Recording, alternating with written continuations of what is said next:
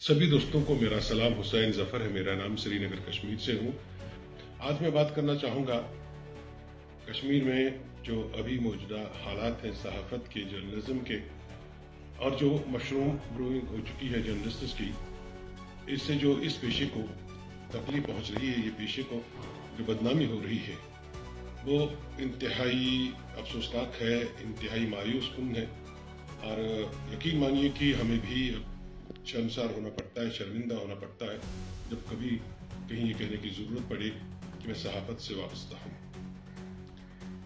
सहाफत एक मुक़द्दस पेशा है, अगर आप इसे मुक़द्दस रखें। और जो लोग सहाफत में आते हैं उनके लिए कई सारी चीज़ें बहुत ज़रूरी होती हैं कि सहाफत के जो मौजूदा हालात हैं और जो इंटरनेट और जो सोशल मीडिया ने एक रेवोल्यूशन लाया है, तो इसमें आप सहाफत पे बहुत कम चांसेस हैं आपको कि आप अपना घर चलाएं, आप अपना मुकम्मल फुल टाइम कैरियर बनाएं। बिल्कुल बहुत कम चांसेस हैं। इक्का लोग ऐसे होते हैं जिन्हें इस तरह का मौका मिलता है, नहीं तो इस पे घर चलाना बड़ा मुश्किल है। पहली बात मैं ये क्लियर करना चाहता हूँ अपने दोस्तों से। और मामला ये कि सोशल मीडिया पे बहुत सारे लोग जो हैं एक माइक और मोबाइल स्टैंड लेके घूमते रहते हैं और खुद को जर्नलिस्ट पेश करते हैं, और फिर जो दिखाते हैं सोशल मीडिया पे उसमें तो हंसी भी आती है, मायूसी भी आती है, आंसू भी आते हैं आंखों में कि इस पेशे का क्या बना दिया गया है। मैंने अपने बुजुर्गों से सुना है, अपने सीनियरों से सुना है कि जब पुराने वक्त में प्रेस कॉन्फ्रेंस होती थी तो कई सारे रिप्यूटेड जर्नलिस्ट थे, जब वो प्रेस कॉन्फ्रेंस में जाते थे तो उनके पास एक थैला होता है। आपने अक्सर जर्नलिस्ट को देखा होगा कि फिल्मों में भी कि एक जर्नलिस्ट होता है सीधे साधे कपड़ों में, पानी की बोतल होती थी, राइटिंग पैड होता था, 2-4 कलम होते थे और साथ अपना खाना होता था। यानी कि जर्नलिस्ट जब कहीं जाता था तो वो उस शख्स की, भले कोई बड़ा इदारा भी हो, वहाँ का खाता नहीं था, क्योंकि उसको मालूम था कि एक बार मैंने इनकी चाय पी ली, इनका खाना खाया तो उसके बाद शायद मैं अपना काम जो है उस तरीके से अंजाम न दे पाऊँ जिस तरीके से एक जर्नलिस्ट को देना चाहिए। तो खैर वो ज़माना गए।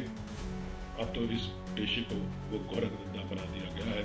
नेशनल लेवल पे भी नेशनल मीडिया के हालात को आप देख रहे हैं, और लोकल सतह पर भी कौन किसके पहलू पे है किसी को मालूम नहीं, कौन कैसे लोगों से पैसे लुटता है किसी को मालूम नहीं, कौन किस तरह से ब्लैकमेलिंग करता है किसी को मालूम नहीं। यानी कि सब लोग जो है वो एक दूसरे को लूटने लगते हैं, और मकसद सिर्फ एक ही है कि इसकी आड़ में, सहाफत की आड़ में ब्लैकमेलिंग करना, लोगों को लूटना और लोगों से पैसे लूटना। लेकिन जब वो आउटपुट देते हैं तो वो आउटपुट होता क्या है, वो बड़ा शर्मनाक होता है। एक तो खुद ज़बान से नाबलद, खुद बोलना नहीं आता है, खुद लिखना नहीं आता है, ज़बान ऐसी बोलती है कि समझ ही नहीं आता कि ये कॉमेडी शो चलता है या कोई जर्नलिस्ट जो है वो अपना प्रोग्राम या अपना आइटम पेश करता है। पहले तो ये चाहिए था कि इस पेशे में आने से पहले आदमी थोड़ा बहुत एक्सपीरियंस गेन करे, इदारों में, इंस्टीट्यूशंस में थोड़ा बहुत इसके बेसिक्स है, इसके जो एथिक्स है ना, वो सब सीखने की ज़रूरत है। तब जाके आप जब पब्लिक में आए तो आपको खौफ ना हो, आपको परेशानी का सामना ना हो, या आपको तंज से तजुर्बात का सामना कम करना पड़े। एक तो ये बात है कि जर्नलिस्ट को हमेशा सीखना पड़ता है, और हमेशा रोज़ जब उसका बुलेटिन होता है, उसका आइटम होता है, उसके बाद उसको पता चलता है कि आज मैंने कितनी गलतियाँ की जो आम लोगों को यूँ तो समझ नहीं आती हैं, या हम लोग उसको नोट नहीं कर पाते, आइडेंटिफाई नहीं कर पाते हैं। दूसरा है कि फेसबुक पेजेस और यूट्यूब पे कुछ लोग इस तरह के न्यूज़ चैनल और न्यूज़ पोर्टल चला रहे हैं, और मुझे तो बड़ा वो हंसी मजाक आ जाती। चलिए मैं ऐसा करता हूँ, मैं जो कहना चाहता हूँ उससे अच्छा कि मैं आपको एक ऑडियो क्लिप सुनाता हूँ। ये ऑडियो क्लिप मेरे पास है, सिर्फ मैं नाम इसमें एडिट शुरू में कर देता हूँ। आप देख लीजिए कि जो खातून खुद को सहाफ़ी कहते हैं, वो भी बेसिकली किसी को ब्लैकमेल कर रही थी, तो उन्होंने इसको ऑडियो रिकॉर्ड किया था। मुझे मिला तो मैंने 1-2 महीने से रखा था कि इसको कैसे पेश किया जाए। एक छोटी ऑडियो क्लिप है, आप इसको एक बार सुन लीजिए, फिर आपको पता चलेगा कि जर्नलिज्म के नाम पे क्या क्या होता है। इस बीच मेरे पास विजुअल तो है नहीं, तो मैं सबटाइटल लगा के आपको ये ऑडियो सुनाऊंगा। हेलो, अस्सलाम वालेकुम। Which is press pattern? I am chief editor, Political Publisher on حکم یت پہ تہ خلاف کمپلینٹ آمژ مے نش مگر بہت کہین بہت نیبر تھی نیبر سہ مال تاران یہ تھی سپلائی کران اس تہ ات بلڈنگ بنومت یہ تہ مطلب غیر قانونی بنومت بہ کر تہ سۭتۍ جہال آئی سمجھ کت تو اگرے تہ میون یہ کارڈ تہ وچھو تھی اخبار تہ وچھو بہ چھس نہٕ اینکر کینٛہہ I am chief editor printer publisher owner کرو پات ٹھیک ہے اوکے اللہ حافظ. مجھے پوری امید ہے کہ جب آپ نے آڈیو سنا ہوگا آپ نے ہنسا بھی ہوگا. جو جاننے والے ہیں انہوں نے ہنسی نکوئی کی ہوگی کہ کیا حال ہوا ہے جرنلزم کا. بدلتی ٹرینڈ سے بدلتا زمانہ ہے. اب آپ اگر جرنلزم کے ساتھ ہیں, آپ یوٹیوبر ہیں, آپ سوشل میڈیا پہ کوئی چینل چلاتے ہیں, کسی چینل سے وابستہ ہے, تو آپ صرف وہی کام کریے نا. آج کل دیکھا جا رہا ہے کہ جو اچھے جو نام ہیں ان کے رپورٹرز جو ہیں, ایک صبح میں ان کا کوئی نیوز آئٹم آ جاتا ہے, 1 گھنٹے کے بعد وہ کسی ڈاکٹر کا ایڈورٹائز کرتے دیکھے جاتے ہیں. اس کے بعد کسی سیل سینٹر پہ جا کے کہ وہاں پہ سیل ہے اور 100 روپے کی چیز جو ہے وہ 80 روپے میں دی جاتی ہے اور اس کی تعریفیں کی جاتی ہیں, اس کے وہ تعریفوں پہ پھول باندھے جاتے ہیں لوگوں کو. ایک بالکل جو ایڈورٹائزمنٹ کی طرح سے ہوتا ہے. تو اگر آپ صحافی ہیں تو آپ صحافی رہیے. اگر آپ ایک سیلز ایگزیکٹو ہیں تو آپ سیلز ایگزیکٹو کے طور کام کریے نا.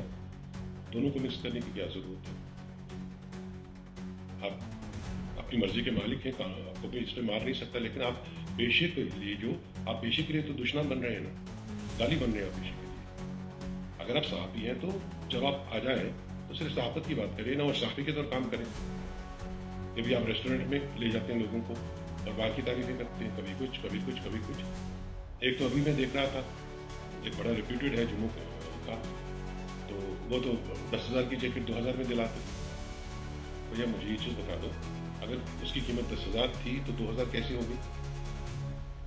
کیا اس میں 8,000 کا پروفٹ تھا؟ اگر یہ پروفٹ تھا تو اوور چارجنگ ہے, تو اس پہ تو اس کو جیل جانا چاہیے. لاس میں تو کوئی بیچے گا نہیں. تو یہ ڈرامے کر کے آپ سوشل میڈیا پہ لوگوں کو بیوقوف بناتے ہیں. اس سب سے رہیے. اور اسی طرح جو جرنلسٹ لوگ ہیں نا, جو تو ان کو یہ ضرور چاہیے کہ وہ ایسی چیزوں سے دور رہیں. الگ الگ اسکیمز, الگ الگ پالیسیز, ان کا پرچار کرنا, ان کا ایڈورٹائزمنٹ کرنا. لوگ آپ پہ ٹرسٹ کرتے ہیں. لوگوں کو لگتا ہے کہ اگر ظفر صاحب نے کوئی بات بتا دی ہے یہ غلط نہیں بولے گا, لیکن ان کو میرے انٹرسٹ کا پتا ہے کہ میں نے اس میں کتنا پیسہ کمایا اور مجھے کتنے کی کمٹمنٹ ہے. پیچھے بھی آپ نے دیکھ لیا کچھ بڑے یوٹیوبرس انہوں نے انڈورس کیا تھا کئی سارے آئٹمس کو, تو لوگ لٹ گئے تھے نا, پٹ گئے تھے لوگ. تو اس طرح عام لوگوں کو آپ بیوقوف مت بنائیے.